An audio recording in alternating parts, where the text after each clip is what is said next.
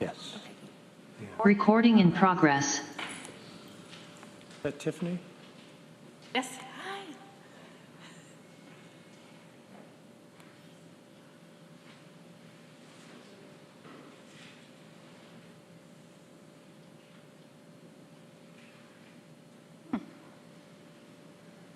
Okay.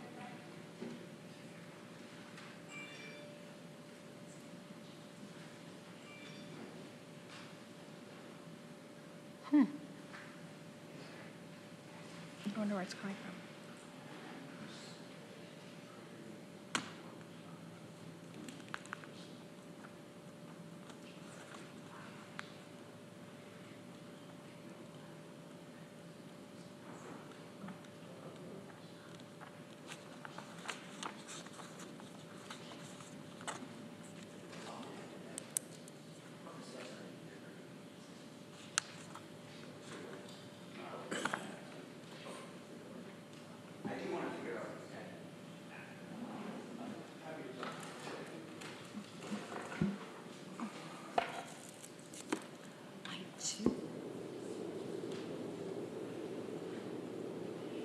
Okay, we ready to go?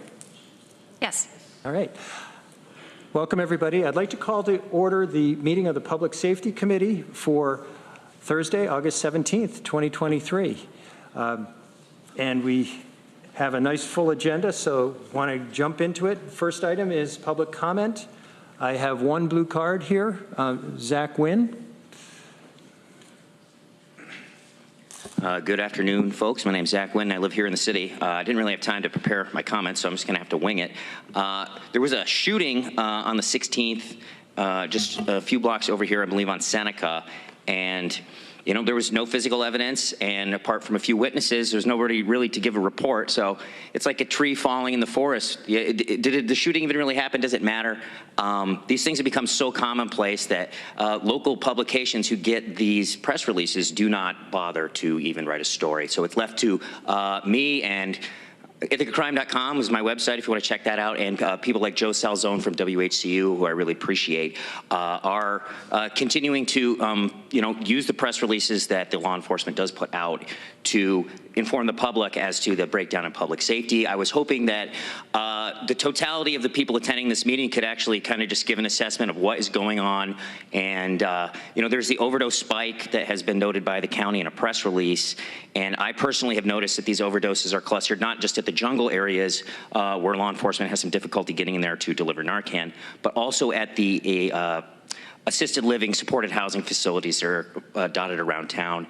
And, essentially the Housing First plan that is the continuum of care document, I believe is flawed because it just takes people off the street without giving them true, services to assist with their underlying mental health and drug abuse issues. They end up in an apartment, places like the Art House, where they die behind closed doors. Sometimes are not found for weeks afterward. I won't mention the names of the people that has happened to, but there was articles in the paper about what a wonderful person they are, and they really just were left moldering alone in an apartment after they died.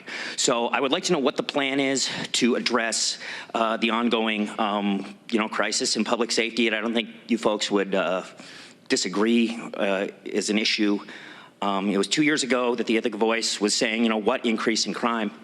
It was 2 years ago this August, and that was what inspired the creation of my website, and I've been doing the best I can to document what's going on. And I've realized that I've been documenting the decline of my home and civilization itself. So please do something quickly to address this crisis. Thank you. Thank you. Is there anybody else who wishes to address the committee? Is there anybody online? No. Okay. All right. Let's keep moving. Are there any changes to the agenda? I'm not aware of any. Anybody have anything in addition? Okay. We have minutes from July 20th, 2023. Could I get a motion on the minutes? Veronica moves. Ann seconds. Any questions or comments on our minutes? All right. Are we ready to vote? All those in favor? That's unanimous. Okay. Next up is the chair's report. I do have a couple things, but I'd like to just push ahead to item 6 because we have a guest with us today. And I want to start out with an apology.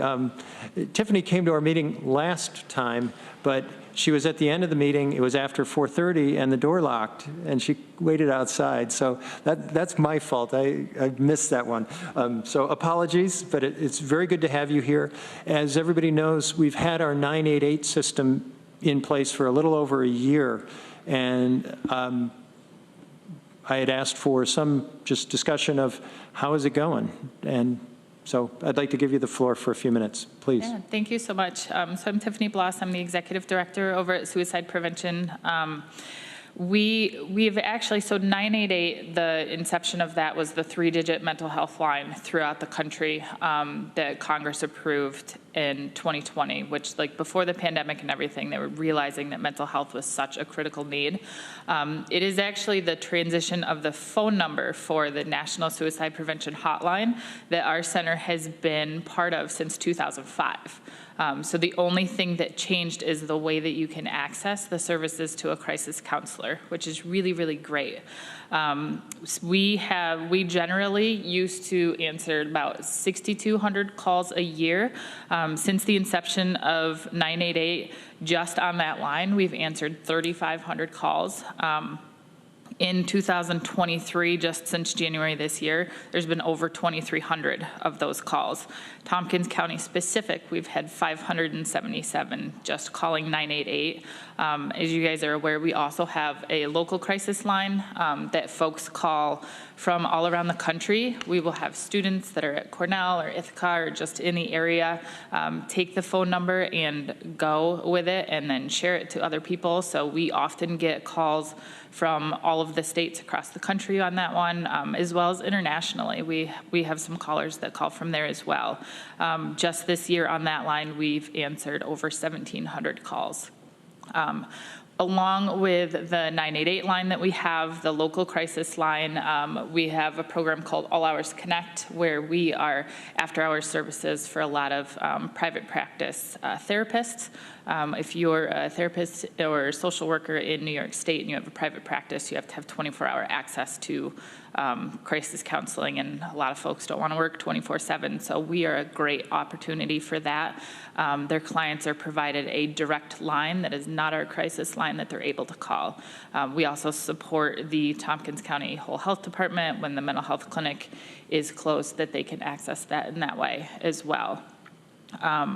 Another program that we have is called Early Alert. That is a text subscribe program where people get weekly wellness checks. It's a quick text to them once a week that's checking in on, could be their financial status, their relationship status, and just has them grade, like, from 1 to 10 how they're feeling over the last week.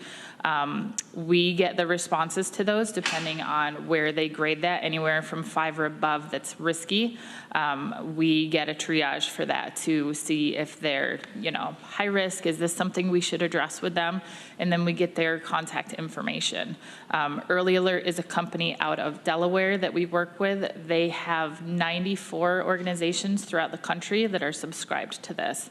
So we do a lot with that one. One program that we are really excited for that we just launched in early March this year, but really like late April took off, was the Ithaca Warm Line. We were having a lot of folks call our local line and the 988 Lifeline that just wanted to talk. They weren't in crisis. They were just like, I just need somebody for a few minutes and just have a conversation. So we want to be able to have the crisis lines available for those that need that hierarchy of crisis counseling and de-escalation, and also provide a place for these people to talk so that they don't get to that level. It's a great preventative for us. Since it has been launched in, like I said, it took off in late April, we've had 2,240 calls on that line alone. It is well needed. It is proving itself that it is a great resource for folks. We have some people that call us a couple of times a day. That's their link to be, out of crisis, and that's okay, that we can just have conversations with them. Right now, that line is not funded, but we needed a way to open up the 988 Lifeline and our local crisis line, and still be able to support these folks that needed that support. So we've done very little advertising of the line, and I'm kind of terrified to advertise it because it's been this successful just the way it is. It's worrisome what will happen if we actually push for it. Next week, our center will also be opening up 988 chat and text so that people anywhere in New York State will be able to access us in that way as well. The 988 part is going to focus on 8 p.m. to 4 a.m., 7 days a week. And then we are in the process of working on a local chat line that folks can connect with us as well. We want to open those doors that everybody can reach us in whatever way that they need to. We have a help email address that people can do as well. We've had some folks request that, like, can I get support in email? It's an interesting way to crisis counsel someone back and forth in email, but we want to open that door that what you need is what we can provide for you. So we did that too. With all of the lines that we have this year, we have already had 7,146 contacts, and that's of about 45 minutes ago. It's been an extreme amount of growth in the last year and a half, but it's been exciting, and it also shows that this growth was necessary in our communities. Through the 988 Lifeline, we now cover 17 different counties on a 24/7 basis. So right through like the center of New York is pretty much us for everything. We do very, very rigorous training with our staff. We've got 23 staff on right now answering the lines. We are in the process of recruiting volunteers to do the warm line, so that will free up our crisis counselors to be able to just take those crisis calls. And the goal is about 45 volunteers for that. We've got 11 right now that every 2 weeks we're recruiting more and hiring those. We have focused a lot on our de-escalation techniques so that we are not having to call rescue for any of our counties often at all anymore. We're really able to keep people where they are and build a safety plan. Like, our focus is that safety for now. So helping them understand like what their own coping skills are and where they can find that support within themselves. Our training program is about 160 hours before the counselors are on the lines. So it's pretty intense process, but it's one that we're really proud of because we're making a difference in keeping people safe and not having to use county resources unless they're absolutely needed. We are also training other 988 call centers now, which is super awesome to be able to do. The one we're currently working with is in Essex County up in the Adirondacks.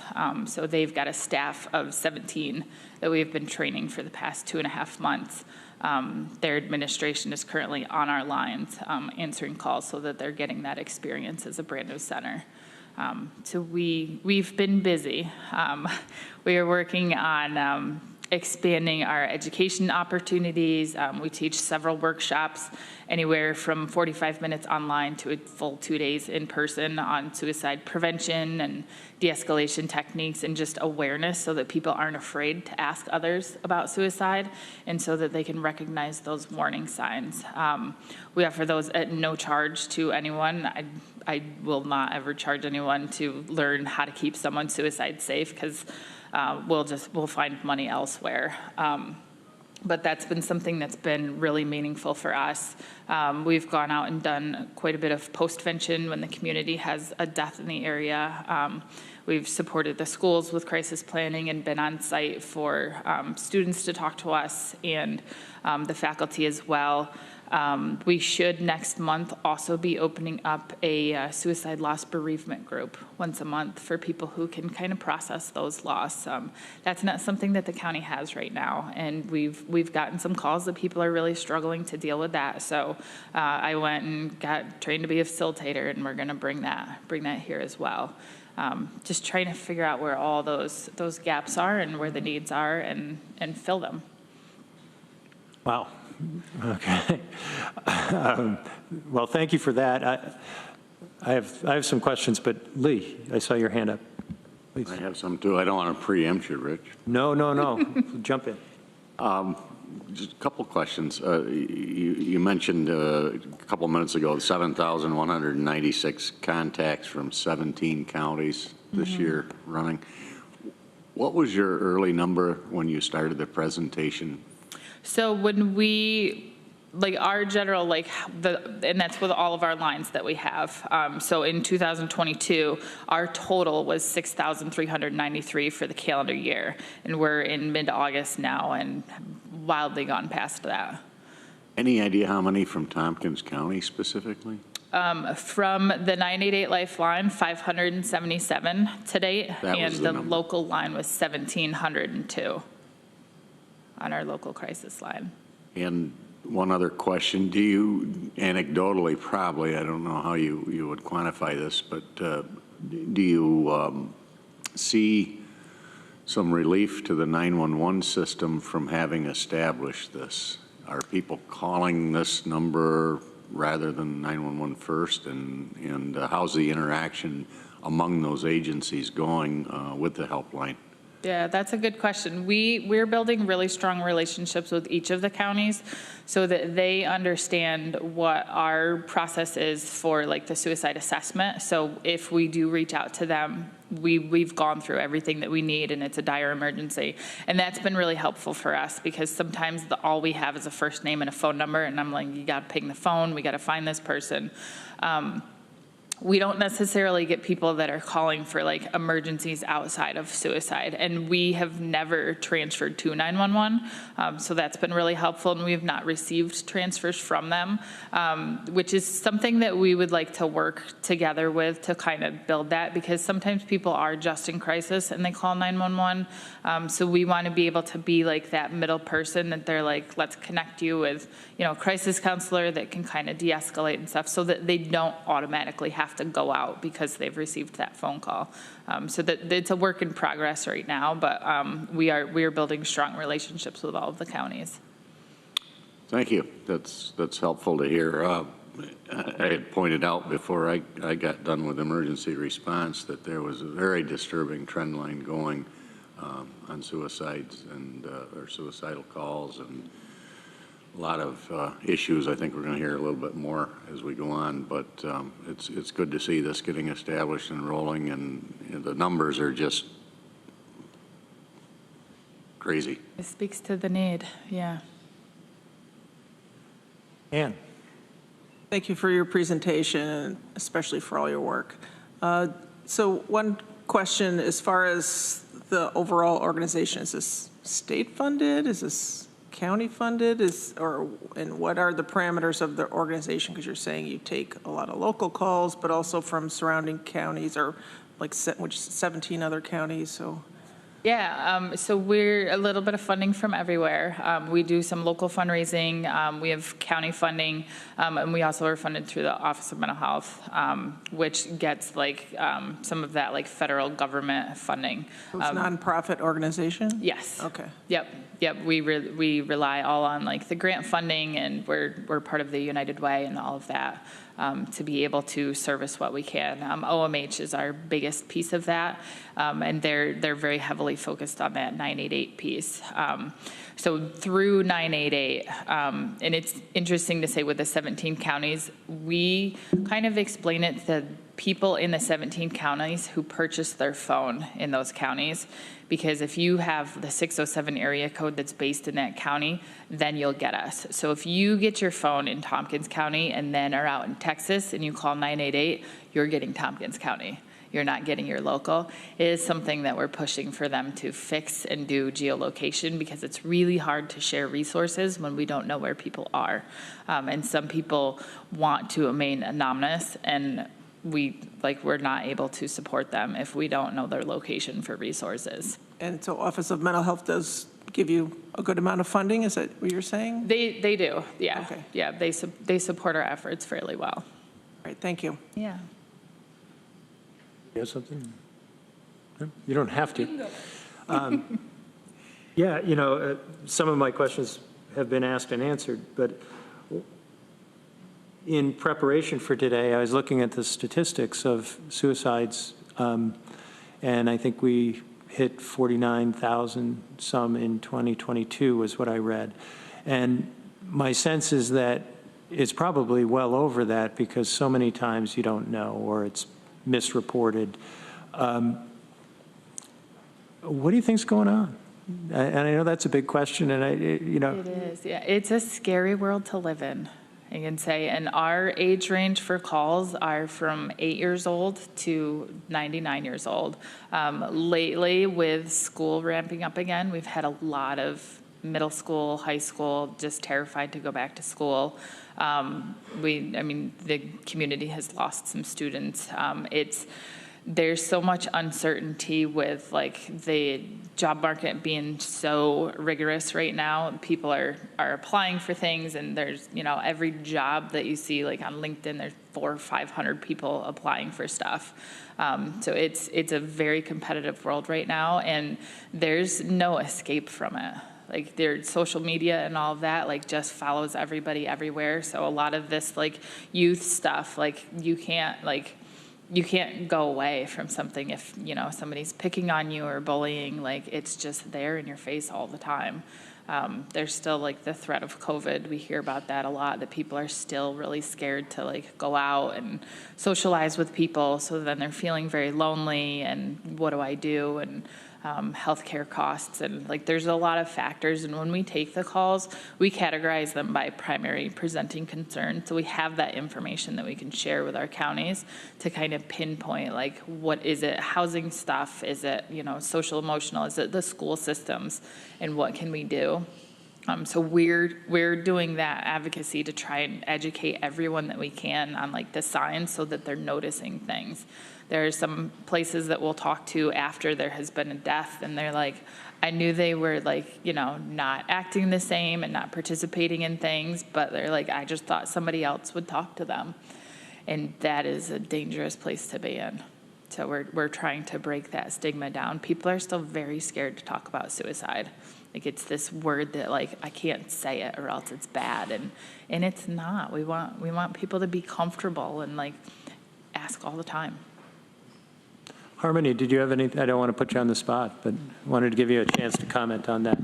I think they are doing a fabulous job in our community. We're really grateful to have Tiffany take the leadership role for suicide prevention and crisis services. They're an excellent partner in our community, doing really important work. Certainly, if I can make an observation as a local politician, that one of the points of education for me is just how complex our systems are. That, we have county government, but we couldn't do anything without the not-for-profit sector. And, I hate to use a military term, but force multiplier effect of all these organizations that make us much, much more capable is really interesting to me. And this is a great example of it. So I don't know if anybody else had anything. Veronica. Yeah, thank you, Rich, and thank you so much, Tiffany, for your presentation, and the really grateful for and impressed by the comprehensiveness of the services that you're offering and working on offering. And thanks for also sharing, I think, like to Rich's question, that was a more comprehensive answer than I expected, or more of an answer that I expected as to why there's so much more suicidality now, and it's heartbreaking to hear that kids as young as 8 are experiencing these things. I appreciate you saying that it's okay to talk about suicide too. That surprised me when I learned it. I kind of want to plug, ages ago, I took the what is this, Applied Suicide Intervention Skills Training from folks who were at the time at SPCS, and I still carry this little thingy in my wallet and have rarely had to use it, but I have pulled it out to remind myself, what do I do in this situation where I think someone is in crisis? Anyway, I do have questions. You mentioned you're keeping track of the presenting issues in different counties. Can we know how things look in Tompkins County? Absolutely, yeah. I would have to go back and look at the specific statistics, but I know suicide at first is one of the big ones. Domestic violence is huge. So we work really closely with the Advocacy Center, or in the process of building like an opportunity to do warm transfers to them so that we can directly connect some of our callers. We do have them for in-services on a quarterly basis to do training with our counselors on how to share their resources and like what the experience is like if you call, because that takes that blow away from our callers if we can share those kind of things. That is one of our biggest ones. And there's a lot of bullying that happens even with adults that are in the community, like, out in the commons. There's a lot of folks out there sometimes, and we often, when there's events happening in big crowds, we'll get calls from folks that are feeling unsafe out there. Thank you. Sorry, if I can, 2 more questions. One, how does someone sign up for the early alert thing? Oh, so that's a new, it's a subscription thing. We're going to soon have the link on our website. We actually just had another meeting with them today. But it's a really, really great organization to be part of. And a lot of the organizations that are registered for are universities. We've just broken into veteran associations and like fire departments and police chiefs and lawyers and those people that can kind of have that compassion fatigue from taking care of other people in emergent services. Yeah. So is it if like an individual were going to be signed up, they would be going through some kind of other, like not an organization like SPCS, but like some other organization? Right, yeah, it's called Early Alert. Yeah, they're a partner for us. And we, in the nation, are their only triage center right now, so we're handling all of their triage requests. Okay, wow, thank you. And then lastly, about the warm line, I guess you kind of said that, is it the same people right now who are answering crisis line calls that are also answering warm line calls? Yeah, so that was how it was been when we first launched it, and we're realizing that we need to shift it to a volunteer-driven line. So we've been, over the last couple of weeks, I think it's about every 3 weeks or so, we do a group of volunteers that we're training. The training for that is much less. It's about 9 hours of training, because they do need to know how to recognize crisis. Sometimes people will call and we need to do a soft transfer for them. But they're just casual conversations. Like, we want people just to, talk about their day and like their interests and just have that social connection with someone. So it's a lot less. And the overall goal is that it's fully run by volunteers. Awesome. And then lastly, didn't the Mental Health Association used to have a warm line, or do they still? Or? They used to, yeah. Theirs was Monday through Friday from 9 to 3. And then when ours was born, even they heard that ours was getting more popular, and ours is 24/7. And those overnight hours when people can't sleep is a key piece in there. That's been really, really beneficial for them. So they sunsetted theirs. They're working on other programs that they were furnishing. So they offer our warm line to anybody who does call looking for theirs. Makes sense. Thank you. Ann? Yeah, I just wanted to say one thing, because you talked about, that I think you said something about there's shame, or there's something about, people not wanting to talk about suicide. And so I just wanted to say I struggled with suicidal ideation and self-harm since I was 10 years old, and in college tried to made a real suicide attempt. And I wish there was those type of services then, and I just want to implore people, if anybody's watching, that you're thinking there's no way out, and other people can help you, because right in that moment, or those moments, you can't figure a way out. But I was glad that I did get some people to, disclose this finally to some people who were able to help me. Thank you for sharing that. That's an important piece. Like, we're 100% confidential, anonymous. We don't share information with anyone, even when children call. Like, we're not like, oh, we got to let your parents know or your school. Like, it is 100% just with them, and, just processing feelings and trying to find those things. Because that's a good point, that when you're in that space, you cannot think of anything else. And you may have all these coping skills, but like, you're not able to cognitively think of that stuff. So that's where we're there to support that. And thank you for sharing that. That's powerful. If somebody was interested in volunteering, I assume they could go to the website? Yes. Yep, They we could have a learn about it volunteer there? Application on there, yeah. Okay. We've got a lot of different opportunities, yeah. All right. And the educational stuff, we do assist probably every 6 weeks or so. We teach Safe Talk, like all kinds of different things. We're building connections with multiple other organizations to do that with as well. Guthrie Healthcare System, which is kind of big. We have a new contract with them that all of their fellows, chiefs, and residents will go through Safe Talk training starting in September. I've got multiple classes with them because they're asking the questions in a not great way in each appointment. My daughter had an appointment a couple weeks ago, and they did like the depression screening and all of that, and I'm like, what do you do now? Because I saw she's 16 years old. She's typical 16-year-old struggling. And I said, what do you do with those answers now? And they're like, what do you mean? And I'm like, I saw what she marked. What are you going to do? And they're like, oh, we just collect the data. And I'm like, no. So like I made some phone calls, and I'm like, we need to help you understand like how to ask, and don't be like, I have to ask this question. Like, ask it with meaning, like you want to know the answer because you're not afraid of the answer. So we're going to be doing that quarterly, and the first contract is for 3 years. I am also in September, which is a great month for National Suicide Prevention.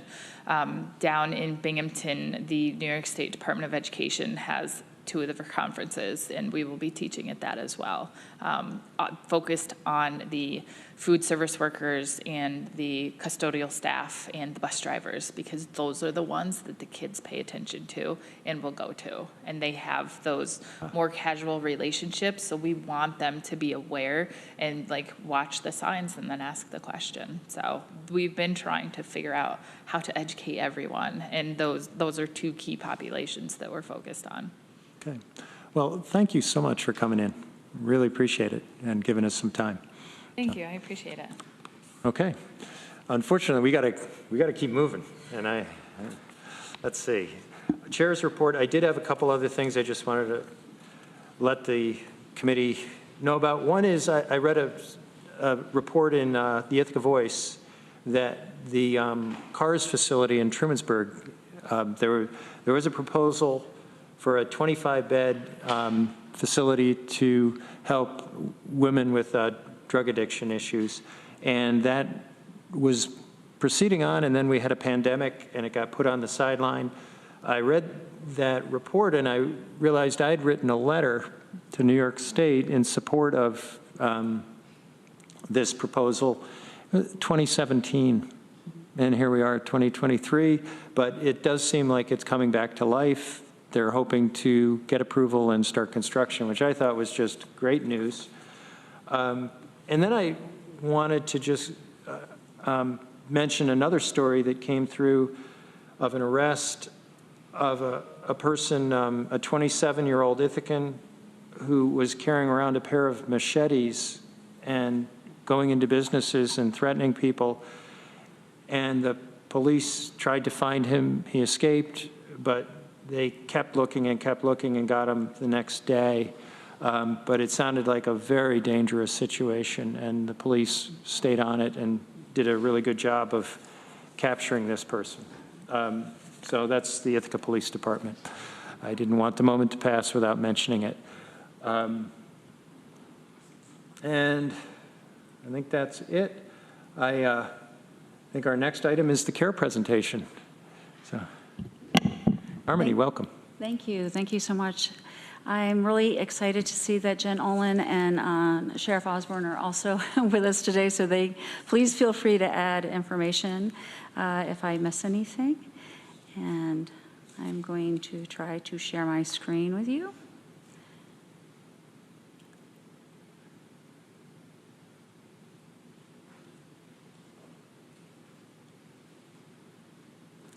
So this has been a while in the making. It's been taking us some time, but it's a great idea, and it really was driven from the Sheriff's Department, but I'm happy to be the one to present this because it's a great collaborative opportunity. It's the Crisis Alternative Response and Engagement Team.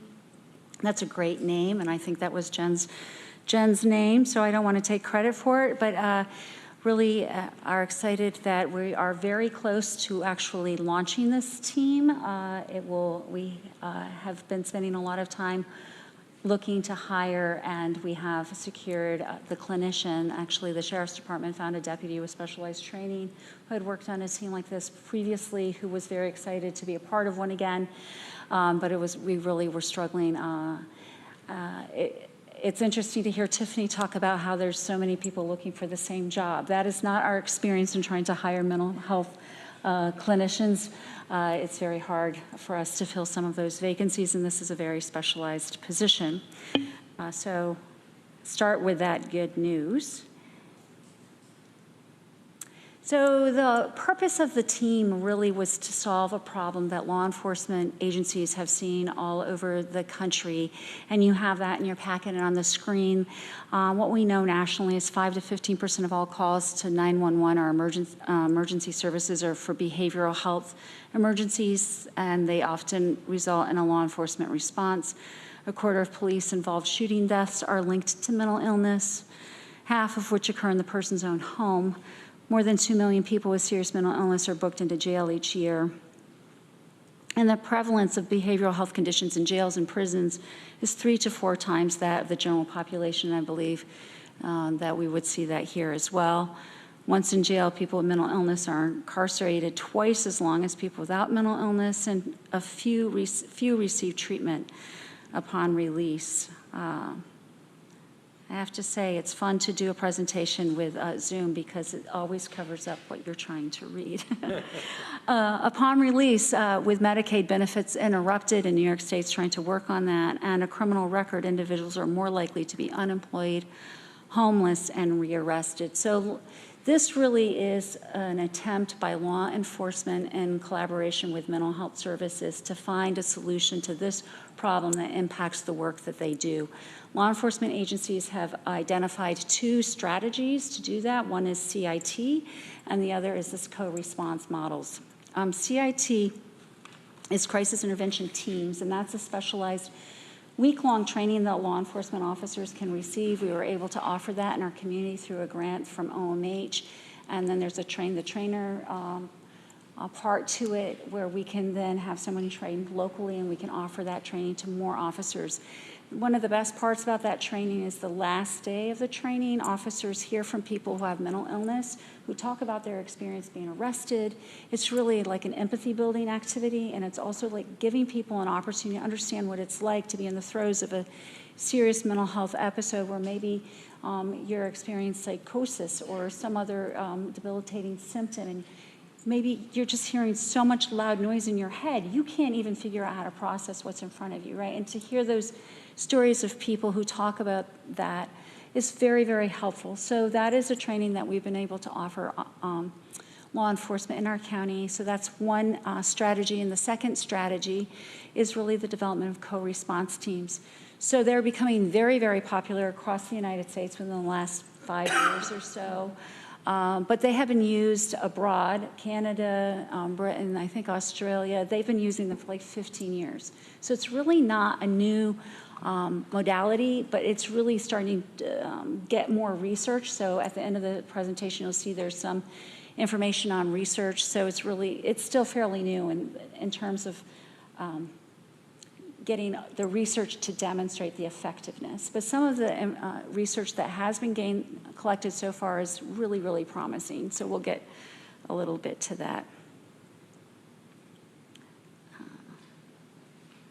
So I also wanted to explain the continuum of crisis services that's offered in Tompkins County. I think it was great. I think it worked out perfectly that Tiffany came and talked. She's doing an amazing job in the community. We talk with her regularly because she's a part of that crisis service continuum, and she's really connected with our mobile crisis team. There are 3 levels of the crisis service continuum, and the first is that primary level. It's on the bottom of the slide, and what it's talking about is outpatient services that people can go to. People might get that at Family and Children's. They might come to us. They might go to a private therapist, but they're getting access to private services. They can do this warm line, right? And they can really get the support they need to prevent a future crisis. And then there's the secondary support focus, which is more intensive support. So that is like your 988 emergency line can be that. Mental health Association. I think they sort of go between primary and secondary, but you had to put them in a box. You know, they offer a lot of assistance to people through their groups. They have a walk-in center for people during the daytime. They have a lot of supportive activities for people. There's a lot of outreach workers. We have a number of outreach worker teams, Family and Children's through an OMH grant from their forensic department. Last year we received $300,000 and we were told by OMH I was told by OMH, if you want this $300,000, make a plan in 3 weeks and submit it, like do an RFP. So looked at our old sequential intercept map model, and so that really is like all of the points in time where a person might get involved in law enforcement. Pick a time and try, the justice system, and try and find a way to divert them from that justice system if possible. And there had been recommendations in the sequential, we just did one last year, 2 years ago, but there was one that had been done, I think, about 6 years ago. I was looking at that original one. There was a lot of focus on expanding the outreach worker program from Family and Children's to rest of county. And here's some of the situations that happen and why that was something people wanted. A person could be in the downtown corridor having a crisis, but what if they got sent to the hospital, to the emergency department, didn't get admitted? They're still not doing very well, but they're not downtown Ithaca anymore, right? They're over at the hospital. And as we've seen over time, the costs of living in the city of Ithaca have become so much more expensive. A lot more of the services provided to people in poverty, like housing supports and things like that, maybe through DSS, they are getting more diffuse. They're spreading out through the county. And we really needed to think about how can we provide some sort of outreach response county, and that is the only outreach response program that was specifically expanded to include the city. And with that money, they were able to create a coordinator position, 2 outreach workers, buy a van, get a laptop. So with the laptop, if you go to a library or some other setting, right, you could help people fill out all the paperwork to start a service, get into a program, something like that. OMH monitored the progress of that program, has been doing some monitoring of that program, so they had specific outcomes that they had to provide to them. They were very excited with how quickly they were able to get that program off the ground. They're struggling a little bit now because that money's running out. It's hard to staff something if people think they're not going to have a job. But that was the logic behind that. I wanted to make sure people understood that in terms of the crisis continuance at the secondary support level. But we that we really needed something at the urgent response level. Right now what we have is a mobile crisis team that was designed in 2016 to support crisis situations for maybe 3 to 4 people a week. So now that we get 3 to 4 people a day, and there was some money like in that first year that came through what's called DSRIP, so it was Medicaid redesign dollars, so there was some money for 1 year. To help design it. It's all built on, from the clinics, from what we do, is it's built on staff who really have other jobs, who pick up shifts, they're reimbursed, right? They get on-call pay and that sort of thing, but they're already seeing clients. You might see 8 people in a day who all have significant mental health needs, then go home and you're on call, and typically on call every evening for a week and a weekend. So it's a lot to ask of somebody to be on call like that. During the day, the numbers of people who are asking for services, the demand for treatment is going through the roof, right? But we have to dedicate people to also have time to respond to crises if we get them. So what that results in is for our mobile crisis team that responds to law enforcement calls from state police, the sheriff's department, from any Ithaca Police Department, village departments, all of them. We have 1 person working on that during work hours, and then we have a 2-person team on call during holidays and after hours. So it really kind of diverts from our services, and it means we probably aren't providing the best support possible, because a lot of times that means we can't go out in person when it might be preferable to go out in person. We try when we can. Sometimes it's a feast or famine. You don't have any calls, and suddenly you have 3 major crises somewhere in the county. So we really looked at this model in partnership with the Sheriff's Department as an improvement to what we're able to provide now, when the only calls that we get 988 does our after-hours calls. Tiffany talked about that. There are after-hours crisis support. 988 will contact the mobile crisis team if there's a situation that they're saying, this looks really risky, this looks potentially imminent. They contact us, right? And then our staff are going to respond to that situation, make a determination if we need to get law enforcement involved. That may be 2 to 5% of the calls that go through 988 reach to that level of severity. And then we also get calls through dispatch. So if law enforcement is seeing that there's a need, they call the mobile crisis team. That's how the calls are supposed to come to our team.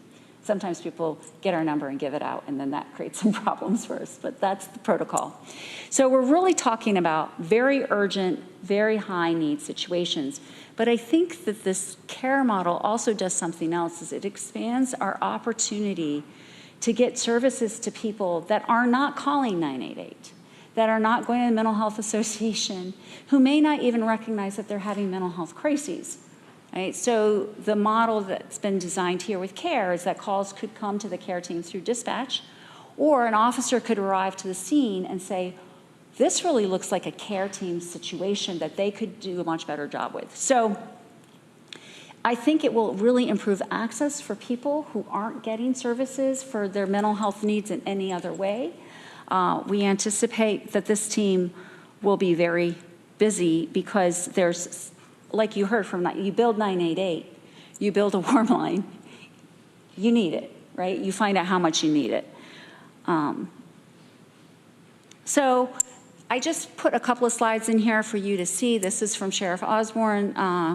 The Sheriff's Office recognizes that not all responses to calls for service require involvement with the criminal justice system. Law enforcement and mental health workers have unique skill sets that can complement one another in a crisis situation. So it's really designed to, like, those very high-end, urgent situations, or situations that maybe have come in miscoded, and someone has identified that this is a better response. This really isn't a criminal situation. This is really a crisis of mental health. And this is from Frank Krupa. We are looking to take a compassionate, trauma-informed whole health approach to individuals in crisis. So the CARE team is a co-response that has a dedicated sheriff's deputy and a licensed clinical therapist specially trained to provide crisis support in response to 911 calls and other urgent situations when law enforcement identifies a behavioral health crisis after responding to an incident throughout Tompkins County outside of the city of Ithaca. And it's been adopted in collaboration with the Reimagining Public Safety Plan. And the Community Justice Center is responsible for the evaluation of the program. We've met with them to come up with some outcomes. So the areas of focus are any mental health crisis, a person with an emotional or mental health disorder and disconnected from services, any call involving an intentional overdose, a person in an emotional or situational crisis such as family conflict. So oftentimes those aren't the kinds of calls mobile crisis team is dealing with now, right? Because they're so broad, right? Law enforcement's just doing those kinds of calls on their own. Now we will really have a clinical specialty responding to some of these more family conflict situations. A suicidal person, a crisis negotiation team requested during hours of operation. It's really important that, like, when we look at that continuum of care, above the CARE team or the mobile crisis team, there is this crisis negotiation team. So in those situations where if a person's like ready to jump off of a bridge, or they maybe have barricaded themselves and there's a fear that something serious could happen, the crisis negotiation team responds. And so grateful that the Sheriff's Department allowed me to go through the week training on crisis negotiation. I learned a lot through that process. It was very helpful, and it is very specialized.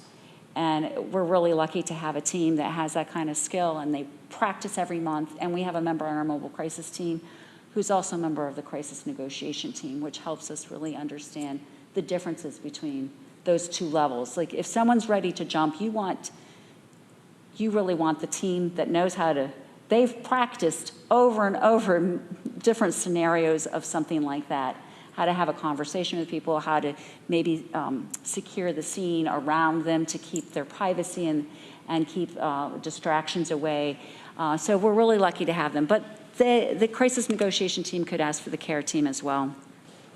If there's a death-related or critical incident, this team could also help support and provide stress management issues if requested by a police. Scenarios like somebody is hit by a car and killed and 3 people witness it. Situations like that. There's a deadly fire and people are very traumatized and you need an immediate kind of response to that. And then any follow-up services for an individual who has had a previous crisis. So the research so far looks really promising for these teams, because when the team responds and then goes out and checks in and says, I saw you at one of your toughest moments and I'm back here to see how you're doing. We talked about some services that you might want to participate in that could be a good fit for you. How's that going? Do you need any additional support? That has been shown to really get people more likely to follow through with those recommendations and less likely to die by suicide. It's that sense of, and if the person needs a crisis again, like sometimes I feel like the data says, well, if a person needs another call and they need that team to respond to them again, then you failed. And I don't think that's a failure. I think that means that we've got a system in place to give people what they need at the right time.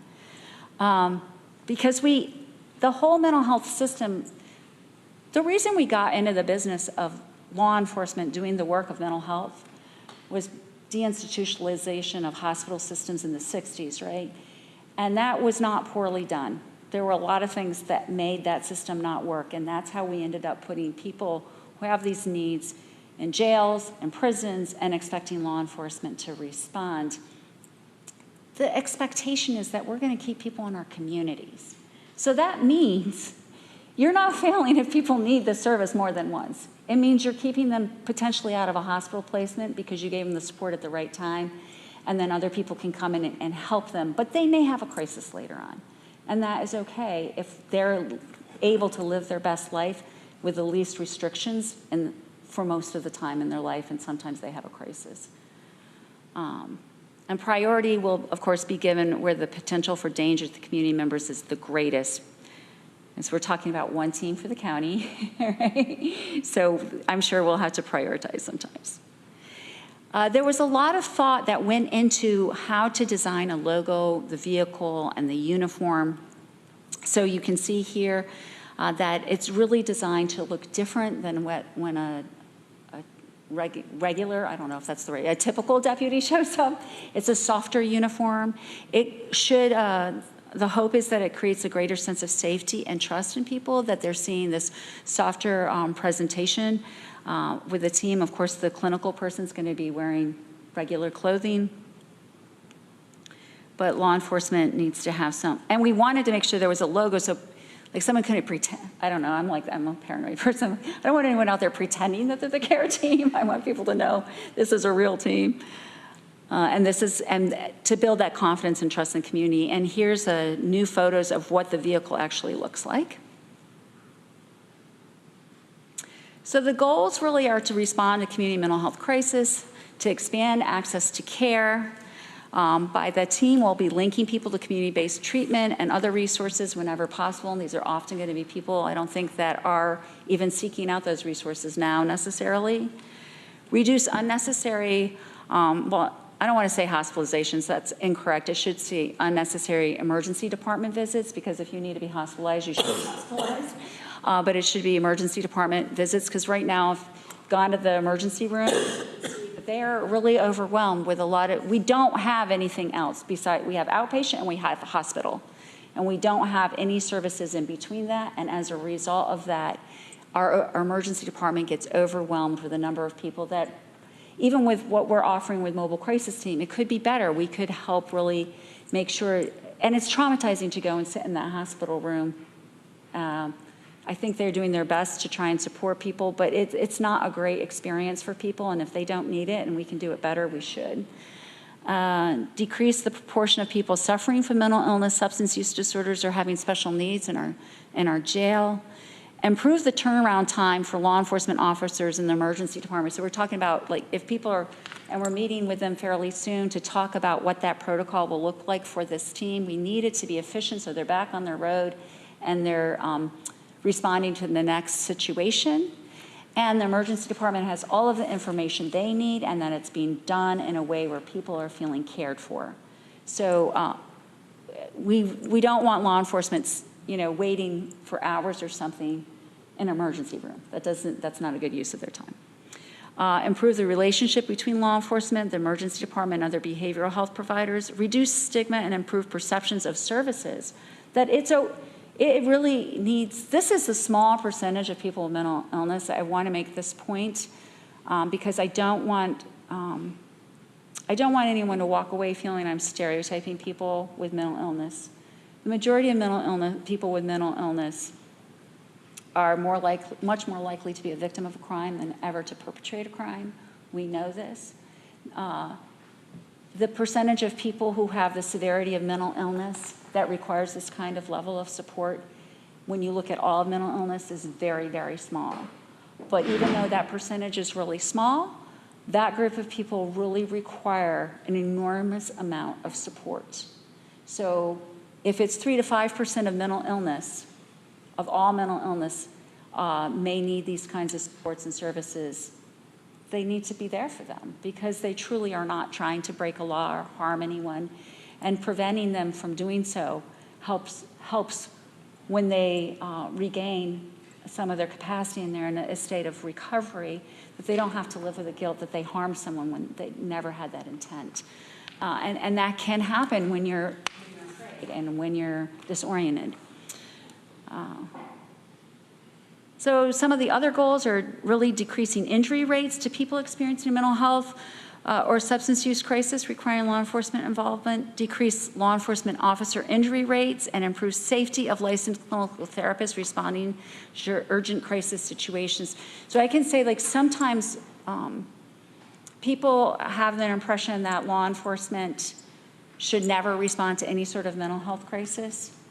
But you just read an article about a person with a machete, potentially, right? And we've had scenarios where people with machetes and people like, send in your mobile crisis team alone.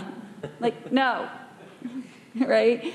Because, again, when people recover, it's not only about the safety of that individual who's providing the service, it's about the needs of that individual and what's going to happen to them in the legal system if they harm someone, and how are they going to live with that when that was never their intent. So we really need to, our clinicians need better training in that. It's not us just giving something to law enforcement. Law enforcement truly is a partnership. They are giving us something back. And then, so learning protocols and improving safety for everybody. So here are the metrics that we have identified that we're going to be looking at to determine the efficacy of this program. The total number of calls, and you can see all the information under there that's going to be collected under total number of calls, who initiated the call, and number of dispatches from any call source like the care team dispatchment. What was their problem type? What was the secondary problem type? So really cleaning up that information from dispatch so we have good, clean data on what those calls are, because sometimes the calls can come in coded one way, but then they change it after they know more about the situation, right? What are the demographics?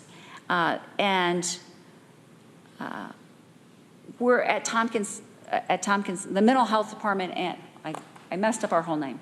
Tompkins County Whole Health is going to be working on learning how to ask people demographic information so people feel more comfortable giving it. We're going to be modeling it after Cuba Medical Center. They have a program we ask because we care, and we're going to be learning from them. So that, I think, will help us get better demographics, because it's really hard. When someone's in the middle of a crisis, say, so what's your gender? What's your race? Like, sometimes it's really hard to get all that information. So we're going to work on some ways that we can make sure we get good information, because that's important. And the research has shown in other places that have co-response teams, they are the most helpful for people of color. They reduce incarceration or legal involvement for minority populations, especially people of color. So I think that's really helpful to see if we get that same trend. And outcomes and referrals made, where are we sending people and how is it working? Is it helpful for them?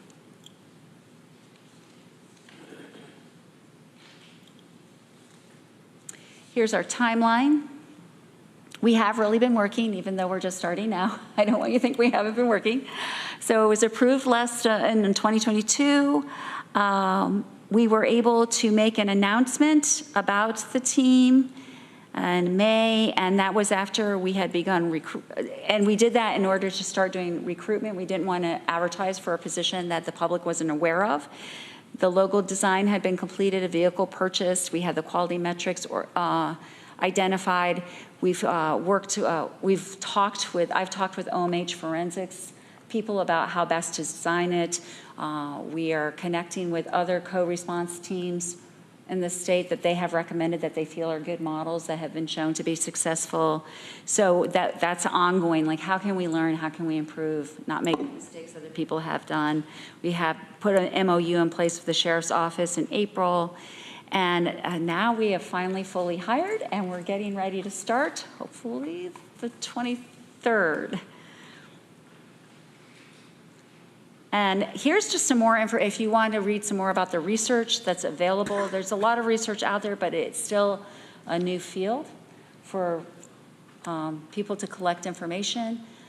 So I think we'll learn more about what works and what doesn't in the future, but we are right there with many other communities that are looking at this as a good program for law enforcement to consider. Thank you.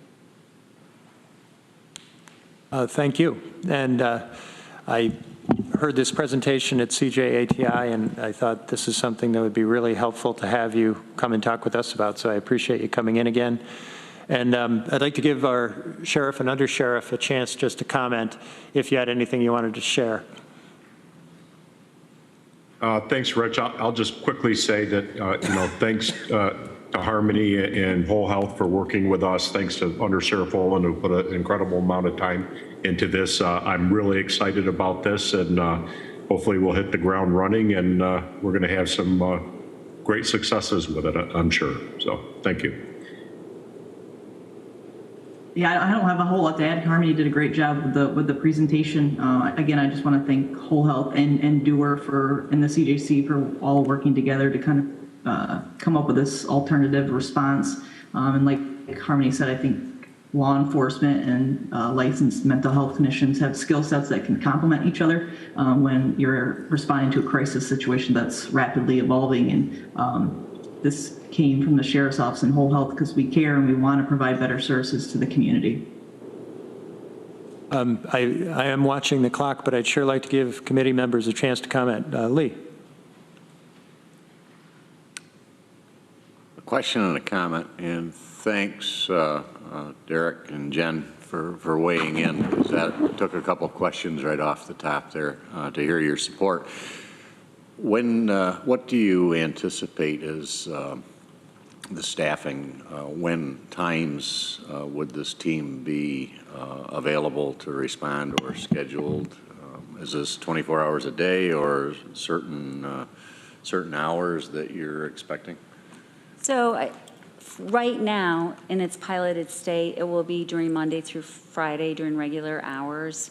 To just get a sense of the need. I think our vision for it really is to staff it 7 days a week for 2 shifts, given the size of our community. There's a lot of communities that have maybe CIT trained officers, maybe in the night shift, if we find that that's not where the biggest need is. We've looked at mobile crisis team data, but I feel like this may really impact another group of people that are not getting mobile crisis team isn't even aware of, right? They're just coming in through 911 calls. Law enforcement is handling a lot of these situations maybe independently right now. So we really need to collect the data of when the needs are the most. But I think Sheriff Osborne, you might have more to add to that because you really did a chart of the shifts, but we were looking at like those peak awake hours and maybe a little bit after awake hours, but then like 2 a.m., 3 a.m., we don't usually get a lot of calls from mobile crisis team during that time. But 7 days a week would be great, but we would need a lot more teams than just one. Like right now with one team, if a person goes on vacation or gets sick, we're in trouble, right? Anything else?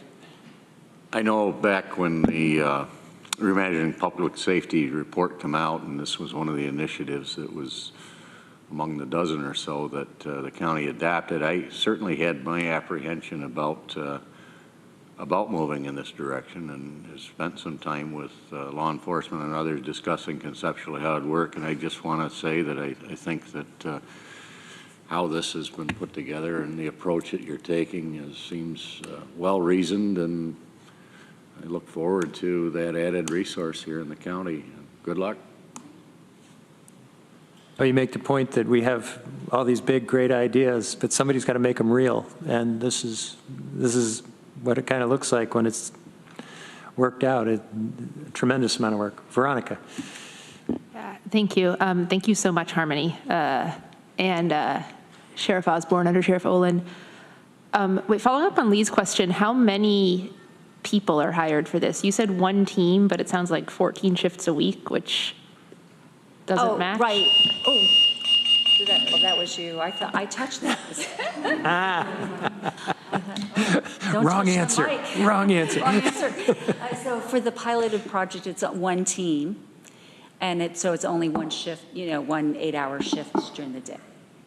But our vision is that at some point it could be grown to 2 shifts a day, 7 days a week, which would require more teams. But we are just piloting it right now.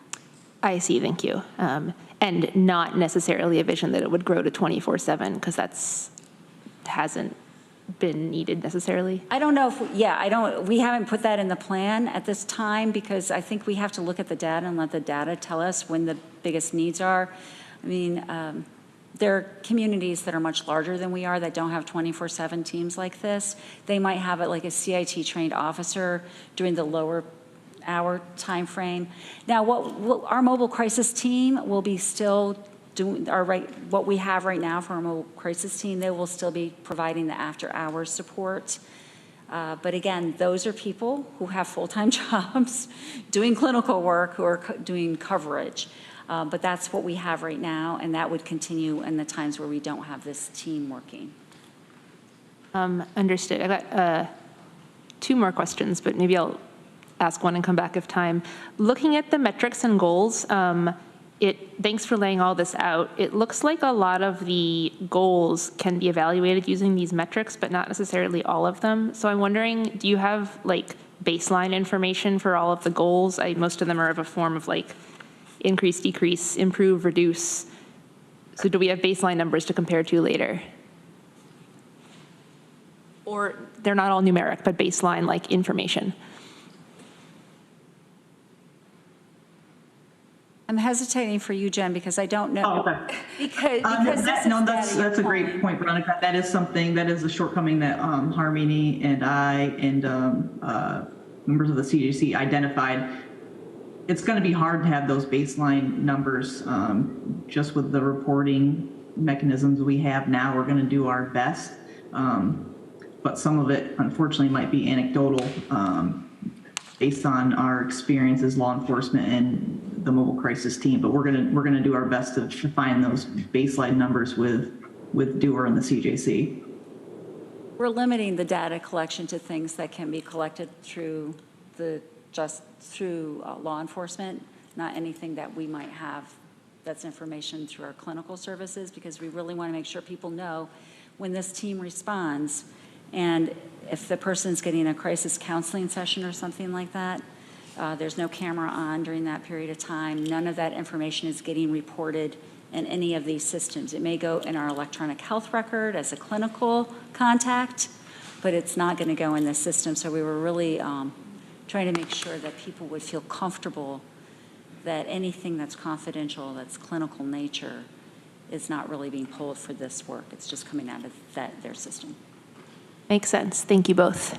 Hey, Just to add to that real quick, is just one other thing that Harmony and I discussed when we were coming up with this is we both feel that law enforcement, I could speak for the sheriff's office, we don't overuse mental health 941 custodial arrests. So we didn't want to just merely base the success of this team on, if there's a reduction in 941s, because I feel like we only take someone under a 941 order now when it's really necessary. So we really want to try to find other ways to define success. And I think a big one we talked about is just making sure people are getting access to other mental health services in the community. If someone we have encountered within a crisis and they end up following up with a resource that we give them the next day or a week later, we want to try to find ways to find that out to make, and I think that's how we're going to be the most successful in this team, is just making sure we're providing someone who's in crisis with means to get themselves out of it. Okay, Ann. Yeah, I think my question was answered, but if you could repeat it, my ears were ringing from when you got electrocuted with the microphone, or almost. So it's 5 days a week to start? Mm-hmm. And did you say that's like an evening shift, afternoon, evening shift? It's probably going to be a daytime shift Daytime? to start, yeah. Okay. But you said probably, because I'm just looking at, you know, we just hired the person and we're getting that team going, and I sorry, I can't remember if it's like 9 to 5 or 8 to 4 or something. I can't remember the exact shift, but it's a daytime kind of shift. Daytime, okay. It's going to be 9 a.m. to 5 p.m. Thank you. And it's Monday through Friday, and you said probably starting on the 23rd, next Wednesday? Jen, is that when she's starting? Yes, the person is they'll have a new hire orientation on their first day, and then they're going to respond to whole health the next day and, just get familiar. They've worked in this field, plenty of experience there, so we didn't feel like they needed a lot of time at whole health. And then they'll respond to the public safety building on Wednesday, and we'll start a field training process to get familiar with the deputy. They're going to be assigned with what procedures and policies we have, and then hopefully they'll be able to be dispatched shortly after that. Okay. That's what I call really good collaboration, when I have to ask the sheriff's department when our staff starts. Okay. Just thinking, a lot of us report to our municipalities and our districts, so it sounds like, we're not sure exactly, but sometime in the next month or so, would you say? We plan on putting out a media release to the public, knowing when they're going to go live, because we have a meeting with Dewar on Friday to just go over the dispatch protocols one more time. So we will definitely let the public and the legislature know once this program's up and live. We want to make sure that this team feels comfortable and is properly trained, feels like they have all the resources and information they need, and that we're not quite sure if it's going to take them a week or 2 weeks to feel comfortable to go out together. So it's kind of a work in progress at this point, but we'll definitely let the public know. Okay, thanks, since I represent a rural They're very area. experienced people that are doing this. They have a lot of crisis work, both of them, but it's a brand-new model. So we're not really sure because we haven't ever done it with anyone before, so it's got a little variability. Okay, thank you very much. Mike. Most of my questions are actually answered, but I guess the next one's kind of for Derek and Jen. I mean, you were given kind of a checklist of things you wanted to accomplish under Reimagining. I mean, this is a pretty big part of it. I'm wondering, your checklist has got to be getting pretty low, I would think. Just because this was was this like the biggest part of that, did you think? Or it was in the top 5, I would think. I would definitely say, Mike, that it's got to be up near the top of recommendations. Yeah, this was a big bite, so to speak, only because, it did involve a whole new model that none of us were used to working within and still aren't. And a lot of collaboration between departments that were going to be involved in this, and just really taking a big picture, step back in a big picture view of how we handle things in these type of situations and how we could possibly work together. So yeah, it's definitely up there near the top, and I think it's a really great accomplishment for Tompkins County altogether. Thanks, Derek. Yeah, and I'll just add one brief comment. Sorry, I believe in the report that discuss alternative responses to crisis situations, and so not necessarily a co-response team. In discussions with Whole Health, how we would make that happen, this co-response team idea was developed because a lot of people have talked about the cahoots model where law enforcement doesn't respond at all. And I think there is a place for those teams in a community, but a lot of people fail to recognize those teams often started with co-response teams, and those co-response teams continue to function even when like a cahoots model functions as well. So I think this is an important step, and it could involve, depending on the success. Well, this is all great information. Thank you. And yeah, thank you for the collaboration between the Sheriff's Department and Whole Health. I see a parallel to the discussions that go on for years and years about dual diagnosis between mental health issues and drug addiction, and just how hard it is to acknowledge that some people really need both. And here, I think we're taking a real step to do something that involves two different issues, but they're connected, and I'm very curious to see how this works. So let's get it on the road. This is great. Yeah. Okay. Anything further? Let's keep moving. Next up is County Administration, and we have Lisa with us. Welcome. Thank you, Rich. I believe the first item under County Administration is a review of the PAR forms, project approval review for any capital projects under the Public Safety Committee. And the two that were included in the packet are under Department of Emergency Response. I know Mike Steitley's on vacation. I see Jessica Verfus, our deputy, is with us today. So the two PAR forms that are included in the packet are the under Department of Emergency Response, the equipment renewal and replacement, and as well as the backup dispatch center systems upgrade. I will say that the backup dispatch center, the expense was realized in 2023.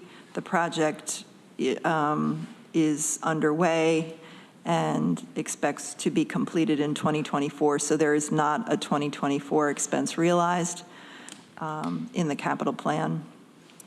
But if anyone has questions about either of those two projects, I'd be happy to answer or ask Jess. Jessica, welcome. Is there anything you wanted to share with us about these two projects? Not unless you have specific questions. It's pretty well laid out in the descriptions. The backup center is moving forward. We received the variance, thankfully. We're still waiting to hear from the engineers who are working on the designs for their structural enhancements to the outside of the building to know whether or not we can continue work inside the building. Once we know that, we'll be able to move forward with the rest of the work. There is some behind the scenes work being done between IT and Dewar and Motorola, who's the primary vendor. Okay. Any questions or comments for Jessica or Lisa on these two capital projects? Source of revenue on these, is that coming from the surcharge monies from the state, Jessica? 911 surcharge? Yeah, the grant that comes through, or is this part of a capital bonding? The SICG grant that we get, the State Interoperable Communications grant that we get, is going to help pay for the bond, yes. And for the renewal and replacement, that capital program as well. So there's outside revenue that's Yes. that's supporting this rather than the county taking on more debt through another initiative. For the renewal, the ongoing renewal and replacement is funded through through that state grant. The backup dispatch center, which was realized under that column LTD, that stands for live to date. I would have to go back and look at the exact source of that revenue. Oh, that's all right, because that was already in progress. Yep. Yeah. Thanks. I wanted to make one other note about the capital program in that this morning at the Facilities and Infrastructure Committee meeting, we also went through a number of PAR forms, including one which was a placeholder for the public safety building, potential new construction upgrades, and that's for $6 million as a placeholder, not for 2024 necessarily, but it's in the 5-year capital program and subject to further discussion with the legislature. So I wanted to make you aware of that. All right. Anything further? That's it for public safety as far as PAR forms? Yeah, Yeah. got off easy. Okay. Next item, we have the resolution reimagining public safety requiring data disclosure on arrests, prosecution, and case outcomes, ID 11852. We can put that on the table or move it, but I shared my feelings with the other committee members that I would be more comfortable if we took more time on this issue. But I would welcome discussion, or if somebody wants to move it, we can address the resolution itself. Ann, do you have your hand up? Yeah, I'd like to move it, put it on the floor. All right. You want to second it? Okay. It's moved and seconded. Discussion? I guess I'd, if you're up for sharing, like to hear more about why you want to take more time with it. Which I'm not opposed to, but since the resolution is out Before for the us. public, Sure. I think this is a really good step, first step. But my concern is that we are looking at some data but not other data, and that particularly we're looking at arrest data but not call data or incident data. And without going to that step, which I understand is perhaps creates some challenges in terms of data collection, but without going to that broader base, we're looking at a much smaller data set, and we're not able to look at situations where the police interact with somebody and let them go, and we don't know racial component at that level. And we don't have anything to compare the arrest ratios to other than the general population. And my concern is that you want to make sure that we're looking at the demographics of the population that the police deal with rather than the general population, because that's where they have to make arrest decisions.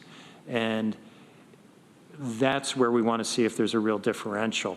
I also think we should be looking at data on crime victims, that particularly because there's a geographic component to this public disclosure, that we should be trying to see where crime is occurring and who are the victims of crime. Certainly nationally, there's real concern that people of color are far more victims of crime than white people. And I'd like to know if that's happening in our community. And I think the public should know that. And it also would give us, as the Public Safety Committee, much better understanding of where should we be concentrating and really looking at our public safety approach. And then finally, we have built probably one of the most extensive alternative to incarceration programs in the state, and I would even say the country, here in Tompkins County. I think we should be really proud of it. The data collection that we're looking at here really would only report on treatment courts, which I understand is about 15% of the people within our alternatives to incarceration. So I'd like to make sure we were giving a much fuller picture of that element to the public. And we certainly could go forward with putting out limited data now, but my concern there is if we're just looking at arrests, you could perhaps see data that could be interpreted in a way that would be unfair or not representative, leading to conclusions that the public might make about the impact of race in policing that may or may not be accurate, but on this information, we can't say one way or the other. So in short, those are the basis for my concern. Lee, and then Mike. Rich, I agree with you. Reimagining Public Safety and Criminal Justice Center are large initiatives that have come forward in the last 3 or 4 years, and the county is investing hundreds of thousands of dollars per year at the outset, and probably millions over the next 5 to 10 years to make sure that this is done and done right. And the data is a key component every step of the way, and we've hired data analysts to help us through that process. Our goal, of course, is public safety, and our objective here is fair policing, one of many objectives.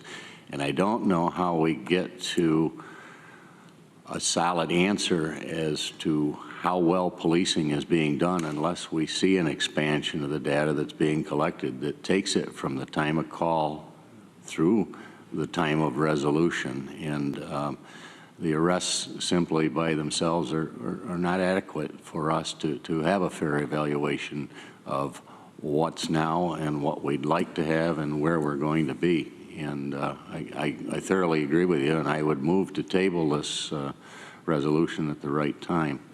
Okay. Well, let's let people be heard out. Mike? So this is going to be odd for the people at home because the discussion has been pretty lengthy, actually. So I guess I would request, you submitted a pretty long email about what you wanted to see done. Is there any way we can insert that into the discussion? I mean, I don't want to belabor the point here, recounting everything that was in that email, but if we could add that to the record, then there's a record of kind of what you're looking for.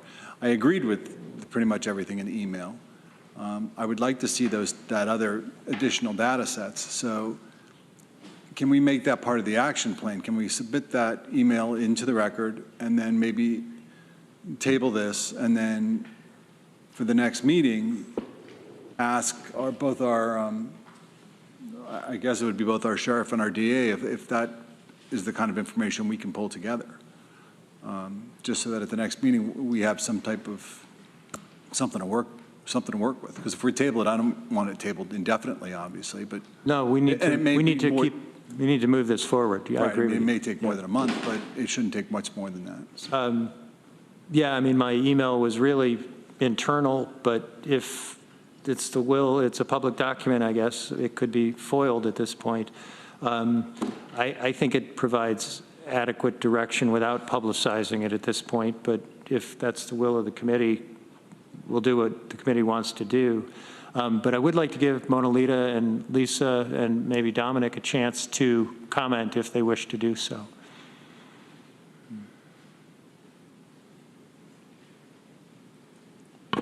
Yeah, I can share a little bit. I facilitated the working group for this particular Reimagining Public Safety Plan as it falls under public information and data disclosure on behalf of county administration. We had a working group that included all the folks that you mentioned so far, the district attorney's office, assigned counsel, probation, several community organizations and individuals were represented as well.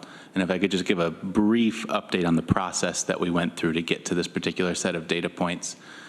We began earlier this year opening up for both that working group of interested parties and community members, as well as the wider community to submit ideas that they'd like to see under this particular plan. And I guess I'll go one step further back, that this particular plan was in Reimagining Public Safety, targeting the district attorney's office and assigned counsel. It wasn't necessarily focused. I understand arrests are an action that police take, but it wasn't necessarily focused on those areas of public safety response.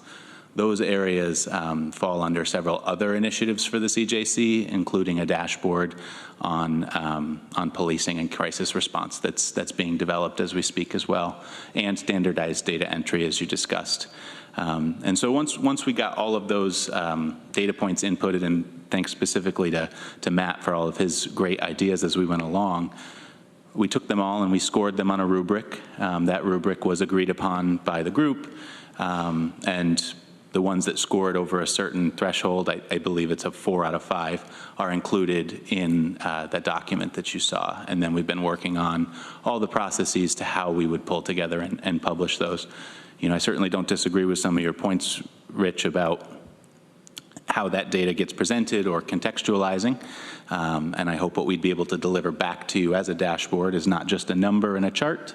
I hope that it's the data on why it's relevant to the public, how to interpret the information and such too. So it is still a work in progress. This sort of sets the agenda for us to go and make sure we're getting the data and you know, gives us more of a charge to publish it. But I can answer other questions as needed, but that's a little bit of the background on how we got to the place that we're at. Okay. Mona Lita, did you have anything you wanted to add? I don't think so. Don pretty much covered it. Thank you. Okay, Lisa? No? Well, I would just say I think I agree with what Dominic said and appreciate the desire to want to include more, but also we'd like to be able to move forward as, you know, keep the plans moving forward. Go ahead, Ann. And Jessica also had their hand up? Oh, Jessica. That's the That's the cursor. Oh, the cursor. Okay. Yeah, so I appreciate hearing, you know, from people that worked on this. When I was looking at it, I felt something similar to kind of what Dominic said. If you're ready to move forward with this data, I think this, to me, this is one of those yes ands that I say a lot. Like, yes, this, and if we want to go forward with more, then yeah, we'll look at that, and this is a process. So if we're ready to do this, you know, I would err on the side of being as transparent as we can to the community, and if we're ready to, like, take this data, get that out, and figure out how to present that and what to do with it, and we want to add more later, I'm okay with, I'm actually very comfortable with taking this step by step. So I see this as a step. Is that kind of what you're talking about? One of the steps that we might go through?